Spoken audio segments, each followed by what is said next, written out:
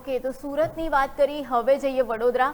વડોદરામાં આજે એક ખૂબ જ મોટી ઇવેન્ટ જે કહી શકાય ગુજરાત માટે હતી. રિજનલ વાઇબ્રન્ટ ગુજરાત સમિટનું વડોદરા ખાતે આજે ઉદ્ઘાટન કરવામાં આવ્યું હતું. 2 દિવસ સમિટ છે. સીએમ ભૂપેન્દ્ર પટેલે એનું ઉદ્ઘાટન કર્યું હતું. સાથે જ નાયબ મુખ્યમંત્રી હર્ષ સંઘવી પણ ત્યાં હાજર રહ્યા હતા.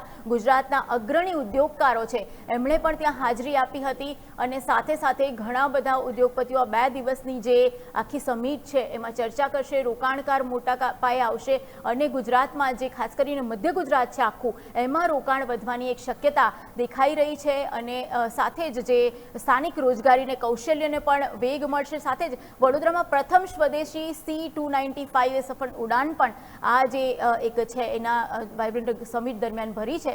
તો સાથે જ જે વડોદરા છે એરસ્પેસ ઉત્પાદનનું હબ પણ બન્યું છે. મધ્ય ગુજરાતની વાત કરીએ તો લગભગ 20.5 અબજ બિલિયન જે ડોલર છે એનું વાર્ષિક નિકાસ મધ્ય ગુજરાત કરે છે. સાથે જ 82% ઓટો પાર્ટ્સ છે એ મધ્ય ગુજરાતમાં બને છે. દેશની 63% જે દવાઓ છે એ મધ્ય ગુજરાત ઉત્પાદિત કરે છે અને એમએસએમઈને વૈશ્વિક રોકાણકારો સાથે જોડવાની એક મોટી તક આ ઉદ્યોગોને આ જે વાઇબ્રન્ટ સમિટ છે એના દ્વારા આપવામાં આવી છે. ત્યારે સીએમ પણ ઉપસ્થિત રહ્યા હતા, હર્ષ સંઘવી પણ ઉપસ્થિત રહ્યા હતા. ત્યારે હર્ષ સંઘવીએ શું કહ્યું આ સમિટને લઈને, આવો સાંભળીએ.